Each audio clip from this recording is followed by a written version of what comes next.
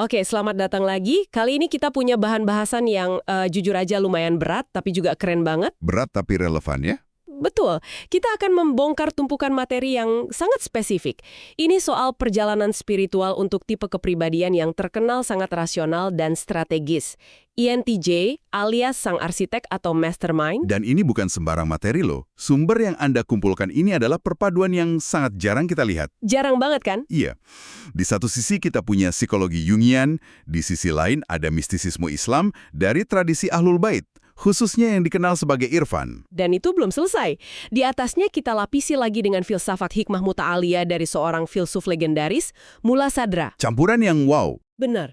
Jadi tujuan kita ngobrolin ini sederhana. Kita mau memetakan gimana caranya sebuah pikiran yang biasanya dianggap dingin, penuh perhitungan, bahkan mungkin ateis, justru punya potensi bawaan untuk perjalanan spiritual yang luar biasa dalam. Kita akan coba lihat bagaimana seorang arsitek sekuler bisa bertransformasi menjadi apa yang sumber-sumber ini sebut sebagai arsitek transendental. Oke, mari kita mulai dari paradoks utamanya. Oke, ayo kita bongkar ini. Stereotip INTJ itu kan jelas. Logis, strategis, jauh dari hal-hal yang tidak terukur kayak spiritualitas. Betul, itu citra umumnya. Tapi sumber-sumber ini malah bilang sebaliknya. Katanya justru fungsi kognitif utama mereka, intuisi introvert atau NI, itu bikin mereka sangat rentan dalam arti positif ya, terhadap pengalaman mistif. Gimana tuh maksudnya? Nah, ini nih poin kuncinya. Seorang INTJ, menurut materi ini, dia nggak tertarik untuk sekedar merasakan Tuhan secara emosional. Atau ikut ritual tanpa tahu kenapa. Oh, oke. Mereka punya dorongan mendasar untuk memahami sistem Tuhan. Mereka itu nyaris semacam grand unified theory dari eksistensi. Semacam cetak biru kosmik yang ngejelasin semuanya. Jadi mereka mau lihat source code-nya alam semesta gitu ya? Persis. Dan disinilah sumber-sumber ini jadi sangat menarik. Mereka nggak mencoba mengubah INTJ jadi tipe lain. Nggak sama sekali. Justru sebaliknya, mereka memetakan struktur kognitif INTJ langsung ke dalam terminologi spiritual Islam. Jadi apa yang tadinya dianggap penghalang, malah jadi semacam perangkat keras khusus untuk mencapai makrifat atau gnosis. Coba kita lihat pemetaannya. Ini pasti menarik. Oke, fungsi dominan mereka, intuisi introvert NI, itu kan kemampuan untuk melihat pola-pola besar, esensi tersembunyi, gambaran masa depan. Iya, big picture thinking. Dalam tradisi Irfan, ini dipadankan dengan al-basiro atau kashf, penglihatan batin atau penyingkapan spiritual. Nih mereka, itu pada dasarnya adalah mesin wawasan bawaan yang cara kerjanya mirip banget sama ilmu al-laduni. Ilmu al-laduni, jadi ilmu yang diinspirasikan langsung oleh Tuhan, bukan lewat buku ya? Tepat, bukan hasil baca. Oke, itu untuk NI-nya. Lalu fungsi pendukung mereka, pemikiran ekstrovert, T. Ini kan biasanya dipakai buat bikin spreadsheet, ngatur proyek, bangun sistem bisnis. Gimana caranya fungsi yang duniawi banget ini bisa jadi alat spiritual? Pertanyaan bagus. Disinilah letak kejeniusan pemetaan ini. T itu kan dorongan untuk menciptakan keteraturan dan efisiensi di dunia luar. Betul. Nah, dalam spiritualitas, ini menjadi nizam atau keteraturan. Ini adalah alat super canggih untuk misalnya membangun disiplin ibadah yang terstruktur. Oh. Manajemen waktu yang presisi untuk muhasabah atau introspeksi diri. Dan yang paling penting, menundukkan hawa nafsu melalui sebuah sistem yang jelas, bukan sekedar kemauan sesaat. Wow. Jadi dorongan mereka untuk mengatur segalanya itu dialihkan untuk mengatur diri sendiri. Persis, dialihkan ke dalam. Saya mulai paham. Jadi bukan menyingkirkan T, tapi mengarahkannya. Lalu fungsi ketiga, perasaan introvert, VI. Kompas moral internal mereka yang kuat itu? Betul, padanannya jelas, niat yang tulus atau ikhlas. VI adalah alasan seorang INTJ benci sekali sama kemunafikan sosial atau aturan yang nggak konsisten, kan? Banget. Nah, di jalur spiritual, kebencian terhadap kepalsuan eksternal ini jadi bahan bakar untuk mencari keaslian internal yang mutlak. Dan terakhir, titik lemah mereka, penginderaan ekstrovert, C, yang berhubungan dengan alam mulk atau dunia materi, ini yang harus mereka latih dan seimbangkan. Pemetaan ini benar-benar mengubah cara pandang. Tapi Ini membawa kita ke rintangan terbesar bagi INTJ. Apa itu? Ketakutan bahwa agama itu menuntut bunuh diri intelektual. Mereka khawatir harus mematikan logika untuk bisa beriman. Ah, iya. Dan tradisi Ahlul Bait, seperti yang dijabarkan dalam sumber kita, langsung membantah ketakutan itu habis-habisan. Gimana caranya? Ditegaskan berkali-kali, ibadah tertinggi adalah tafakur, berpikir mendalam. Ada fakta menarik yang disebut di sini, bab pertama dalam kitab hadis Syiah yang paling otoritatif, Usul Al-Kafi. Oke. Itu bukan tentang sholat, zakat, atau haji. Bab paling pertama adalah kitab Al-Aql wa Al-Jahl, kitab akal dan kebodohan. Wow, itu pernyataan yang sangat kuat. Meletakkan akal di posisi paling depan bahkan sebelum ritual. Tepat sekali, ini seperti validasi fundamental bagi seorang INTJ bahwa cara mereka berpikir itu nggak salah. Ini seperti bilang, selamat datang, kami sudah menunggumu. Luar biasa. Dan ini diperkuat oleh sebuah riwayat penting dari Imam Muhammad Al-Baqir. Diceritakan, saat Allah menciptakan akal atau akal, dia berfirman kepadanya, "Demi kemuliaan dan keagunganku, aku tidak menciptakan makhluk yang lebih aku cintai daripadamu." Itu pesan yang luar biasa. Bagi seorang INTJ yang mungkin seumur hidupnya merasa berbeda, ini seperti bilang kemampuan analisismu, logikamu, itu adalah instrumen yang dicintai Tuhan. Persis! Oke, gagasan bahwa akal dicintai Tuhan ini kedengaran indah.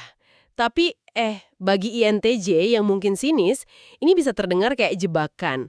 Gimana kita bisa yakin kalau akal yang kita pakai nggak malah jadi alat ego yang super canggih? Untuk membenarkan diri sendiri. Iya, betul. Nah, di sini sumber kita membuat perbedaan yang sangat tajam dan praktis. Ada akal, yaitu akal sejati yang terhubung dengan kebenaran, dan ada syaitanat. Syaitanat. Iya, kecerdikan licik yang melayani ego. Keduanya sama-sama pakai logika dan strategi. Bedanya cuma satu, tujuannya. Oke, gimana bedainnya? Akal itu pakai strategi untuk mendekati kebenaran dan menundukkan ego. Sebaliknya, syaitanat pakai strategi untuk memenangkan debat demi kepuasan ego dan merasionalisasi dosa. Oke, jadi gimana cara praktisnya seorang INTJ bisa tahu mereka sedang pakai yang mana?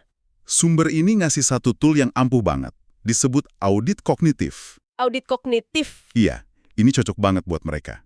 Setiap kali Anda menyusun sebuah rencana, argumen, atau strategi, baik di kantor atau dalam perdebatan teologis, berhenti sejenak. Oke. Lalu tanyakan pada diri sendiri satu pertanyaan sederhana. Apakah logika ini melayani ego saya, keinginan untuk terlihat benar, untuk berkuasa, untuk menang, atau melayani kebenaran objektif, bahkan jika itu berarti saya harus mengakui saya salah? Wow, jadi sesederhana itu ya? Cuma berhenti dan tanya, ini buat ego gue atau buat kebenaran? Itu dia. Itu pertanyaan yang bisa mengubah arah semua rencana kita loh. Bener-bener kayak dibagger buat niat. Persis. Itu adalah filter pertama dan terpenting. Jika jawabannya ego, maka kecerdasan itu adalah syaitanat, bukan akal. Oke, ini mengubah segalanya. Kalau akal kita bukan musuh, tapi justru alat kesayangan Tuhan, pertanyaannya jadi beda. Bukan lagi gimana caranya percaya, tapi oke, saya punya alatnya. Sekarang, mana manualnya? mana blueprint untuk membangun jiwa ini? Tepat sekali. Dan untuk itu, kita beralih ke kerangka filosofis yang luar biasa sistematis dari Mula Syadra. Namanya Al-Asfar Al-Arba'ah. 4 perjalanan intelektual. Betul. Ini adalah peta jalan yang sangat terstruktur, logis, dan bertahap. Sangat cocok untuk pikiran INTJ yang butuh kejelasan, bukan cuma anjuran yang samar-samar. Oke, 4 perjalanan. Mari kita bedah satu persatu. Perjalanan pertama apa? Perjalanan pertama adalah dari makhluk menuju kebenaran. Ini fase dekonstruksi total. Dekonstruksi. Iya. Sang arsitek menggunakan ketajaman logikanya bukan untuk membangun, tapi untuk membongkar. Tujuannya adalah untuk membuktikan secara rasional bahwa hanya ada satu realitas hakiki, yaitu eksistensi itu sendiri, yang kita sebut Tuhan. Dan yang lainnya? Segala sesuatu selainnya, termasuk diri kita, ego kita, pencapaian kita, hanyalah bayangan. Ini pukulan telak bagi ilusi kemandirian ego yang biasanya sangat kuat pada INTJ. Jadi ini semacam riset fundamental terhadap cara memandang realitas. Setelah fondasi egonya digoyahkan, apa selanjutnya? Lanjut ke perjalanan kedua. Di dalam kebenaran bersama kebenaran. Setelah sadar hanya ada realitas tunggal, sang arsitek kini mempelajari sifat-sifat ilahi. Tapi bukan kayak hafalan di sekolah kan? Bukan. Dia mempelajarinya sebagai hukum fisika spiritual. Misalnya, dia mulai melihat pola-pola intuisinya, NI, yang brilian bukan lagi sebagai kecerdasan saya, tapi sebagai pantulan kecil dari sifat Tuhan Al-Alim, yang maha mengetahui. Oh, jadi dia melihat kualitas dirinya sebagai pantulan dari sifat ilahi? Persis. Dia melihat keteraturan bukan sebagai sistem saya, tapi cerminan dari Al-Hakim yang maha bijaksana. Dia mulai melihat alam semesta sebagai sebuah sistem informasi raksasa. Oke. Lalu perjalanan ketiga. Perjalanan ketiga, dari kebenaran menuju makhluk bersama kebenaran. Disinilah fase kelahiran sang arsitek transendental dimulai. Lahir kembali ya. Bisa dibilang begitu. Setelah memahami hukum fisika spiritual, dia nggak lagi mengasingkan diri. Dia kembali ke dunia, tapi dengan kacamata yang sama sekali baru. Apa yang beda? Dia nggak lagi melihat masyarakat sebagai kumpulan orang bodoh dan sistem yang kacau. Dia melihatnya sebagai potensi manifestasi Tuhan yang belum terwujud. Dia pun mulai membangun sistem, bisnis yang adil, keluarga yang harmonis, yang mencerminkan keadilan ilahi yang telah ia saksikan. Dari pengamat yang sinis menjadi pembangun yang tercerahkan? Tepat. Lalu perjalanan terakhir, yang keempat, ini fase integrasi total. Sang arsitek kini bekerja di tengah masyarakat, dia ada di ruang rapat, di pasar lahiriahnya, sama seperti orang lain. Tapi batinnya? Batinnya tidak pernah sedetik pun terputus dari realitas tunggal. Sumber-sumber ini menyebut ini adalah makom atau stasiun spiritual para nabi dan para imam. Kerangka ini sangat kuat dan sistematis. Tapi, ini membawa kita ke tantangan terakhir dan mungkin yang paling sulit. Semua ini kan proses membangun diri. Tapi tujuan akhirnya, dalam mistisisme, sering disebut al-fana atau pelenyapan diri. Konsep ini pasti terdengar sangat menakutkan bagi tipe kepribadian yang nilai tertingginya adalah otonomi dan kendali. Tentu saja. Kehilangan kendali itu kan mimpi buruk bagi ego INTJ. Tapi sumber kita mengoreksi miskonsepsi umum tentang fana. Oke, gimana koreksinya? Al-fana itu bukanlah hilangnya kesadaran atau jadi kayak robot. Ini lebih seperti upgrade sistem operasi. Upgrade? Bayangkan, selama ini Anda berpikir pakai prosesor laptop Anda yang terbatas. Canggih sih, tapi ada batasnya. Nah, fana itu seperti Anda terhubung langsung ke cloud computing universal milik Tuhan. Pikiran Anda jadi saluran untuk kecerdasan yang jauh lebih besar. Para filsuf menyebutnya akal al-fa'al, akal aktif universal. Jadi, bukan penghapusan tapi penggantian. Pikiran personal diganti dengan pikiran universal. Persis. Sumber ini pakai metafora yang indah banget. Menjadi al-fana itu seperti menjadi sebuah kaca jendela yang sangat bersih. Kaca jendela yang bersih? Iya, kalau Anda melihat keluar melalui jendela yang bersih, Anda nggak lagi memperhatikan kaca itu sendiri kan? Ego Anda itu si kaca. Anda hanya melihat pemandangan di belakangnya. Tuhan yang bekerja melalui Anda. Betul. Sang arsitek diri lenyap, sehingga sang arsitek ilahi bisa terlihat. Identitas Anda tidak hilang, tapi meluas. Metafora yang sangat jernih, tapi apakah ada peta jalan yang lebih operasional, lebih teknis untuk proses yang kedengarannya sangat abstrak ini, semacam langkah-langkahnya gitu? Ada. Dan disinilah kita masuk ke salah satu teks yang paling padat dan presisi dalam tradisi ini.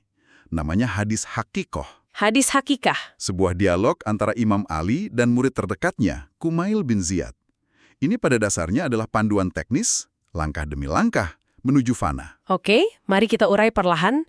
Apa tahap pertamanya? Tahap pertama, kata Imam Ali, adalah penyingkapan tanpa isyarat. Maksudnya? Artinya, Anda berhenti mengenal Tuhan melalui tanda-tanda atau isyarat kayak logika, argumen desain, keteraturan alam. Anda mulai merasakan kehadirannya secara langsung, tanpa perantara. Dan merasakan anginnya. Contoh yang bagus sekali, dari teori ke pengalaman langsung. Lalu tahap kedua. Apa itu? Adalah terhapusnya yang diimajinasikan. Yang diimajinasikan ini, menurut para penafsir, adalah ego Anda, konstruk mental tentang diri Anda. Citra diri sebagai pemikir hebat, sang arsitek itu ya? Tepat. Semakin jelas kehadiran Tuhan dalam kesadaran Anda, semakin pudar dan gak relevan rasa aku ini. bagaikan cahaya lilin yang apinya nggak lagi terlihat di bawah terik matahari siang. Cahayanya masih ada, tapi tertelan oleh cahaya yang jauh lebih besar. Betul, Masuk akal. Tahap ketiga? terkoyaknya tirai. Tirai di sini adalah kategori-kategori dasar logika manusia yang memisahkan segalanya. Subjek versus objek, aku versus kamu, dalam versus luar. Jadi batas-batas itu kabur. Pengalaman keesaan Tuhan menjadi begitu dominan sehingga merobek kategori-kategori itu. Anda nggak bisa lagi bedain di mana kehendak saya berakhir dan di mana kehendak Tuhan dimulai. Jujur, ini terdengar agak menakutkan. Kayak kehilangan kendali diri. Itu reaksi yang sangat wajar. Dan bagi ego sang arsitek, ini adalah momen kematian. Tapi kematian ego ini adalah syarat kelahiran kesadaran yang lebih tinggi. Lalu masuk tahap keempat, Oke. tarikan keesaan. Ini poin krusial bagi INTJ. Anda tidak bisa mencapai fana dengan usaha, perencanaan, atau strategi Anda. Jadi gimana? Anda ditarik oleh semacam gravitasi spiritual. Di titik ini, kuncinya bukan lagi berusaha, melainkan berserah diri total. Ironisnya, untuk mencapai puncak, sang arsitek harus berhenti membangun. Dan setelah ditarik masuk, apa tahap terakhirnya? Tahap kelima dan terakhir, fajar keabadian. Anda kembali sadar, Anda kembali berfungsi di dunia, Anda kembali jadi seorang arsitek. Tapi ada yang beda. Tentu, cahaya atau energi yang menggerakkan Anda sekarang bukan lagi ambisi pribadi. Cahaya itu berasal dari apa yang disebut fajar keabadian atau azal. Anda telah menjadi instrumen Tuhan. Jadi bukan berarti Anda tiba-tiba jadi orang suci 24/7 gitu ya? Bukan. Anda tetap akan kesal kalau terjebak macet. Bedanya, sekarang ada background proses kesadaran yang berjalan terus, yang mengingatkan Anda bahwa bahkan kemacetan ini adalah bagian dari sistem yang lebih besar. Dan setelah semua penjelasan yang rumit ini, sumber kita menyoroti kalimat penutup Imam Ali kepada Kumal, kalimat pendek yang sangat kuat. Padamkan lampu itu, karena fajar telah menyingsing. Ya, dan artinya bagi seorang INTJ itu dalam sekali. Padamkan lampu kecil akal rasionalmu yang terbatas, sepintar apapun itu. Karena matahari kebenaran mutlak telah terbit. Jangan lagi menggunakan lilin untuk mencari matahari. Jadi, kalau kita rangkum perjalanan sang arsitek ini, dimulai dari validasi bahwa akal bukanlah musuh, tapi justru alat yang dirancang khusus oleh Tuhan. Betul. Lalu, dia mengikuti cetak biru yang sangat terstruktur dari 4 perjalanan untuk membangun kembali jiwanya. Hingga akhirnya, dia harus menghadapi tantangan terbesar. Menyerahkan cetak biru itu sendiri. Melepaskan kendali untuk menjadi instrumen Tuhan yang sempurna di dunia. Ringkasan yang sempurna. Dan mungkin ada satu pemikiran terakhir yang provokatif untuk Anda renungkan yang juga diisyaratkan dalam materi kita. Apa itu? Sumber-sumber ini tidak hanya membahas pembangunan diri secara internal. Ada referensi kuat ke tokoh sejarah seperti Syekh Tuzi, seorang arsitek sistem yang hidup di tengah kekacauan. Oke. Dia merespons kekacauan itu dengan membangun Hauza Najaf, sebuah institusi pendidikan yang sistemnya terbukti bertahan selama 1000 tahun. Wow, 1000 tahun! Jadi pertanyaan untuk Anda renungkan adalah, di luar penyempurnaan diri Anda, sistem abadi apa? Entah itu sebuah keluarga yang kokoh, komunitas yang tercerahkan, atau sebuah karya intelektual yang dirancang untuk dibangun oleh arsitektur jiwa unik Anda bagi orang lain.